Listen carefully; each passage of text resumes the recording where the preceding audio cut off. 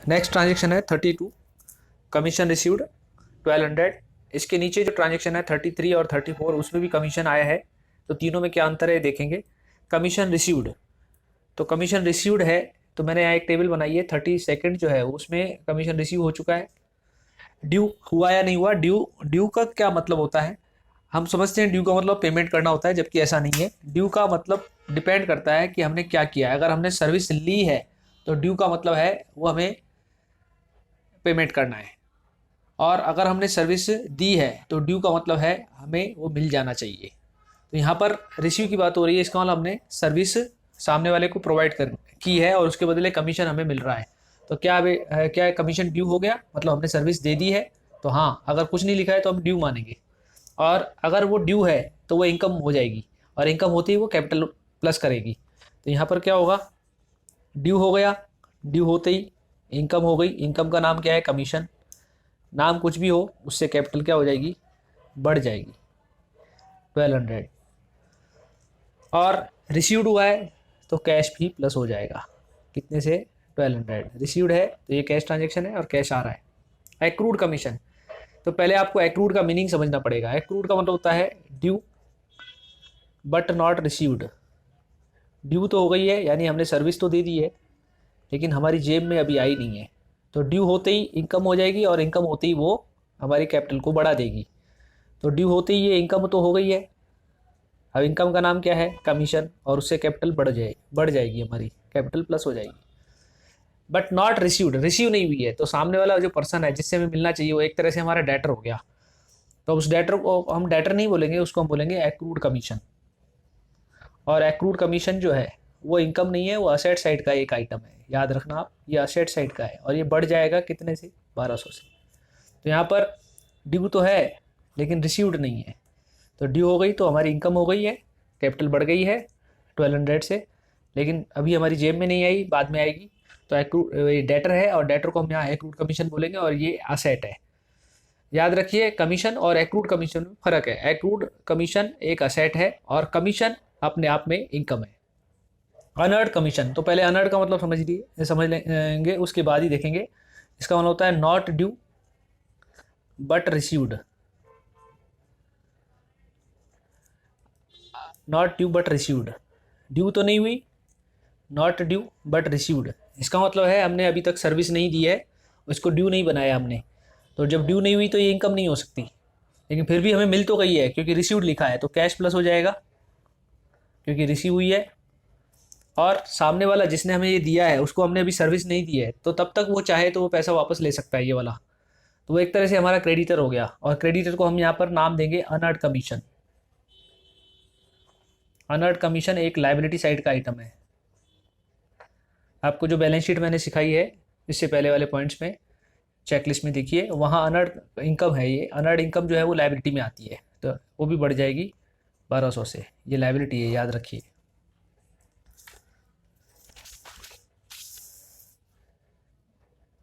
Interest on capital, interest on capital non cash transaction है, पहली चीज़। और इंटरेस्ट ऑन कैपिटल बिजनेस के लिए एक्सपेंस है। एक्सपेंस क्यों है इंटरेस्ट ऑन कैपिटल, क्योंकि कैपिटल एक तरह का लोन है जो बिजनेस यूज़ कर रहा है, ऑनर से मिला हुआ लोन है। तो जो लोन यूज़ करता है उसी को, उसको इंटरेस्ट जो चुकाना है वो उसके लिए खर्चा माना जाता है।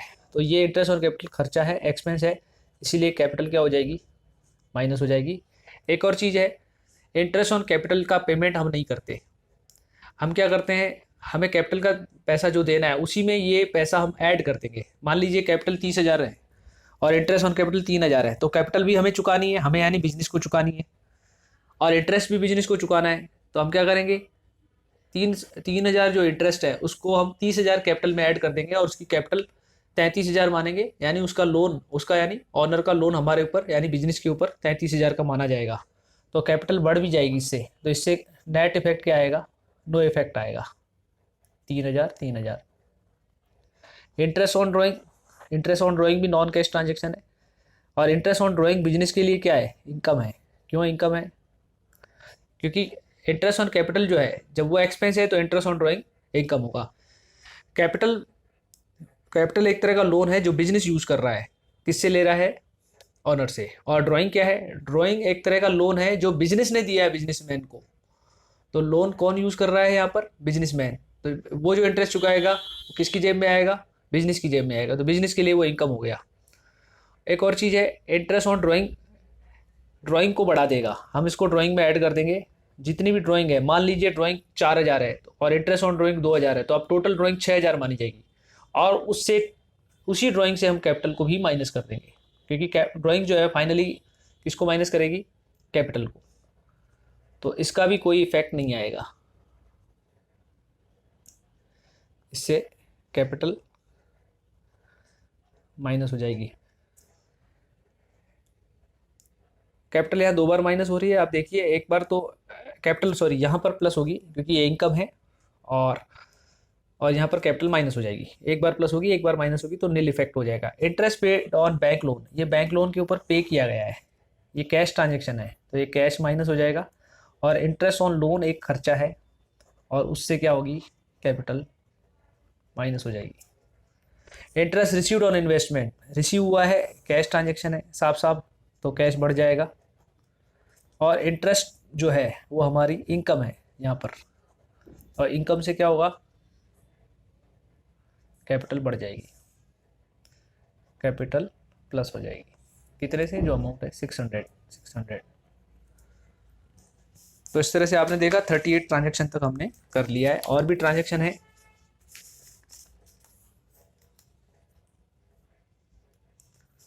Good sold to mister Verma for 8,000 and received a bill BR for 3 months। तो यहाँ देखिए हमने माल बेचा है किसको? मिस्टर वर्मा को 8,000 का। तो जब भी हम माल बेचते हैं तो उससे कॉस्ट से हमारी जो स्टॉक की वैल्यू है कम हो जाती है, तो स्टॉक माइनस हो जाएगा। और यहाँ पर एक ही वैल्यू दे रखी है, उसको कॉस्ट मानो या आप सेल वैल्यू मानो, 8,000। अब यहाँ पर हमें कैश नहीं मिल रहा है और डेटर भी क्रिएट नहीं हो रहा है, हमें BR मिल रहा है। BR एक असेट होती है, तो BR असेट है, ये बढ़ जाएगा, ये असेट है, याद रखें। BR और डेटर्स का कंसेप्ट समझाने के लिए मैं आपको बैलेंस शीट का एक मैं बता रहा हूँ कैसे होता है ये। मान लीजिए डेटर्स हैं हमारे A + B + C, ये कितने के हैं? 5, 3 और 2, तो टोटल 10 के हो गए। अब BR कितना है? BR और डेटर्स में क्या अंतर होता है? आप बस एक बेसिक चीज़ समझ लीजिए। डेटर वो आदमी है जिसने हमसे माल खरीदा है और पेमेंट करने के लिए उसने ओरली बोला है, रिटर्न में कुछ भी उसने कोई प्रॉमिस नहीं किया है। अगर वही डेटर्स हमें रिटर्न में प्रॉमिस करके देता है तो हम उसको क्या मानेंगे? BR मानेंगे। लेकिन कोई भी आदमी डेटर्स और BR दोनों तरफ शामिल नहीं कर सकते, उसको एक तरफ ही शामिल करेंगे। मान लीजिए B ने हमसे माल खरीदा और उसने रिटर्न में नहीं दिया है, तो हम उसको डेटर मानेंगे। अगर वो रिटर्न में देगा तो वो यहाँ से हट जाएगा और वहाँ नीचे आ जाएगा, यहाँ BR में आ जाएगा, B 3। तो ये कितना हो जाएगा? ये 5 और 2 7 हो जाएगा। ठीक है। मान लीजिए ये C है, लास्ट वाला ABC है ना, तो ये लास्ट C है। C ने भी हमें प्रॉमिस कर दिया है रिटर्न में कि वो हमें पेमेंट करेगा, रिटर्न में दिया है, तो वो अब वो डेटर नहीं रहेगा, तो वो भी यहाँ पर C यहाँ प्लस हो जाएगा, यहाँ माइनस हो जाएगा, तो यहाँ 5 रह जाएगा और यहाँ 5। तो कहने का मतलब है कोई भी व्यक्ति या तो डेटर के रूप में रहेगा या BR के रूप में रहेगा, दोनों तरफ वो अमाउंट नहीं देगा। मैं डेटर के रूप में भी अमाउंट दे, BR के रूप में भी अमाउंट दे, ऐसा नहीं हो सकता। तो यहाँ पर क्या हुआ है? स्टॉक माइनस हो गया है और हमारा डेटर नहीं बढ़ा है, BR बढ़ा है 8,000। नेक्स्ट ट्रांजेक्शन है received 6,000 from mister Verma against the bill receivable on maturity. Maturity क्या होती है?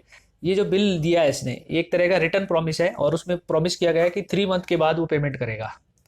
अगर 3 मंथ पूरे हो जाते हैं तो ये बिल मैच्योर माना जाएगा, यानी वो डेट आ जाएगी जिस डेट को पेमेंट लेना और देना है। तो यहाँ पर वो ये कह रहा है कि मैच्योरिटी पर है, तो इसका मतलब वो है पीरियड पूरा हो गया। तो इससे क्या होगा? BR का जो पैसा है वो हमें मिलेगा और BR ख़त्म हो जाएगा हमारे पास। 6,000 से एक असेट कम हो जाएगी, क्योंकि रिसीव्ड बोल रहा है, रिसीव्ड 6,000, तो 6,000 मिले हैं from mister Verma. Mister Verma अब डेटर नहीं है, वो तो BR के रूप में है, क्योंकि उसने रिटर्न में प्रॉमिस दे दिया था। ऑन मैच्योरिटी यानी 3 महीने वाला जो पीरियड है ऊपर जो दिया है वो पूरा हो गया है, तो यहाँ BR कम हो जाएगा और कैश बढ़ जाएगा। और भी ट्रांजेक्शन है, और ट्रांजेक्शन हम देखते हैं। Raj started business with cash 15,000 cheque, 5,000 goods, 3,000 furniture, 4,000 and machine 8,000। तो यहाँ देखिए बिजनेस के पास क्या क्या आ रहा है। ये कैश है, नॉन कैश है, तो ये पार्टली कैश है, सिर्फ 15,000 कैश है। तो बिजनेस के पास कौन कौन सी असेट आ रही है, कैश प्लस हो रही है 15,000 की। और चेक, चेक आ रहा है तो चेक बैंक में जाएगा, तो बैंक में भी पैसा बढ़ेगा 3,000। फर्नीचर भी ऑनर लेकर आ रहा है, तो फर्नीचर भी बढ़ जाएगा, प्लस हो जाएगा कितना 4,000 से। और मशीन, मशीन भी बढ़ जाएगी कितने से 8,000 से। यहाँ देखिए गुड्स भी है, चेक जो है वो 5,000 का है, 3 का नहीं है। और गुड्स भी आया है ऊपर, गुड्स बीच में स्किप हो गया 3,000। तो टोटल जो आ रहा है वो देखिए, टोटल कितना आ रहा है 15 और 5 20, 20 और 27 और 8 35,000 रुपये टोटल वो लेकर आया है। और वो कौन, राज कौन है, ऑनर। तो कैपिटल भी बढ़ेगी। कैपिटल क्या होती है, लोन होता है एक तरह का, लोन फ्रॉम ऑनर, जो पहले हमने डिस्कस किया था। और कैपिटल भी बढ़ जाएगी, लोन बढ़ जाएगा बिजनेस के ऊपर कितने का, सिर्फ कैश वाला नहीं, सारी वैल्यू का टोटल 35,000 लोन बढ़ जाएगा। पेड कार्टेज है, तो पेड है तो कैश माइनस होगा, और कार्टेज एक एक्सपेंस होता है, और एक्सपेंस की वजह से कैपिटल माइनस हो जाएगी 200 रुपये से।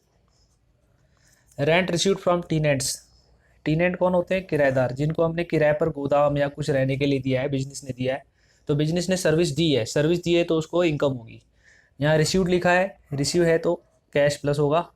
और क्यों हुआ है, क्योंकि रेंट मिला है। रेंट क्या है, रेंट एक इनकम है, और इनकम से हमारी कैपिटल प्लस हो जाएगी। हमने सर्विस दी है, जब हम सर्विस देते हैं तो हमें इनकम होती है, जब हम सर्विस लेते हैं तो हमें एक्सपेंस करना पड़ता है।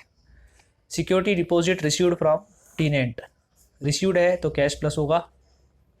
सिक्योरिटी डिपॉजिट ये इनकम नहीं है, ये एक तरह की लायबिलिटी है। आपको मैंने बैलेंस शीट बनवाई है, उसमें दिखाया है सिक्योरिटी डिपॉजिट एक लायबिलिटी है जो हमारे ऊपर बढ़ जाएगी। सिक्योरिटी डिपॉजिट ये बढ़ जाएगी और ये लायबिलिटी है। एक्चुअली में जब हम रेंट पे किसी को, टीनेंट को देते हैं, तो हम क्या करते हैं, उससे कुछ अमाउंट एडवांस ले लेते हैं, ताकि जब वो जाएगा तो अगर उस चीज़ में जिसको हमने रेंट पे दिया है उसमें अगर कोई टूट फूट है तो हम उसको उस डिपॉजिट में से रिपेयर करवा सकते हैं। और अगर कोई टूट फूट नहीं है तो ये सिक्योरिटी डिपॉजिट हमें वापस करना पड़ेगा। तो इस तरह से सिक्योरिटी डिपॉजिट वैसे हमारे लिए एक लायबिलिटी है। नेक्स्ट देखते हैं,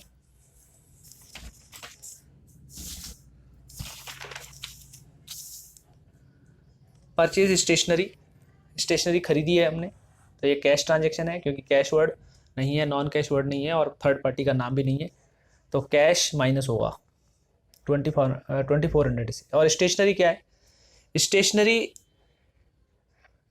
स्टेशनरी एक खर्चा है, तो खर्चे से क्या हो जाएगा, कैपिटल माइनस हो जाएगी। एक्चुअल में हम यहाँ सर्विस दे नहीं रहे हैं, ले नहीं रहे हैं, हम स्टेशनरी ले रहे हैं। जब हम सर्विस लेते हैं तो एक्सपेंस होता है, जबकि यहाँ पर हम क्या ले रहे हैं, स्टेशनरी खरीद के आ रहे हैं। तो स्टेशनरी आपको लग सकता है कि ये असेट है, लेकिन असेट 1 साल से ज़्यादा चलती है।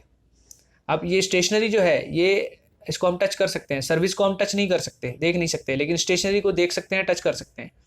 तो अब इसको हम अगर असेट मानने की गलती करते हैं तो गलती ये है कि असेट 1 साल से ज़्यादा उसकी लाइफ होती है, जबकि स्टेशनरी जो है वो कुछ ही दिनों में या कुछ महीनों में, कुछ हफ्तों में कंज्यूम हो जाती है। इसीलिए हम इसको असेट नहीं मान सकते, इसको हम एक्सपेंस मानेंगे, और एक्सपेंस की वजह से कैपिटल माइनस हो जाएगी। इन्वेस्टेड इनटू शेयर्स, शेयर्स में इन्वेस्ट किया है। अब शेयर में इन्वेस्टेड अगर हमने किया है तो एक और चीज़ ध्यान रखिए कि जब भी शेयरों में इन्वेस्ट करेंगे तो वो बैंक से ही पेमेंट होता है। गवर्नमेंट का रूल है, जब भी आप शेयर्स में परचेज करें, शेयर्स को परचेज करेंगे या शेयर्स में इन्वेस्टमेंट करेंगे तो आपको चेक से पेमेंट करना पड़ेगा, कैश नहीं कर सकते, इसीलिए आप बैंक माइनस करेंगे ना कि कैश। और इन्वेस्टमेंट किया है तो इन्वेस्टमेंट हमारी एक असेट बढ़ जाएगी। इन्वेस्टमेंट एक असेट है 10,000 से, और बैंक माइनस हो जाएगा, बैंक में पैसा माइनस हो जाएगा, क्योंकि जब हम शेयर में इन्वेस्ट करते हैं यानी शेयर खरीदते हैं तो हमें पेमेंट करना पड़ता है किससे, हमें पेमेंट करना पड़ता है चेक से। यहाँ पर देखिए, अब यहाँ भी वही है, लेकिन यहाँ फ़र्क ये है, इन्वेस्टेड इनटू शेयर ऊपर वाले ट्रांजेक्शन की तरह है, यहाँ पर्सनल वर्ड आ गया है। जो पर्सनल आता है तो ड्राइंग आता है, मैंने आपको बताया। तो आप खरीदो चाहे अपने बिजनेस के लिए चाहे पर्सनली, आपको पेमेंट तो बैंक से ही करना पड़ेगा, चेक देना पड़ेगा, तो बैंक माइनस होगा। यहाँ गलती ना करें, यहाँ कैश माइनस ना करें। और ड्राइंग है, पर्सनल है तो ये ड्राइंग्स हो गई, और ड्राइंग से क्या होगा, कैपिटल माइनस हो जाएगी 10,000। इंट्रोड्यूस फ्रेश कैपिटल या एडिशनल कैपिटल है, तो इससे क्या होगा, कैश बढ़ जाएगा और जितनी कैपिटल थी वो भी बढ़ जाएगी 9,000।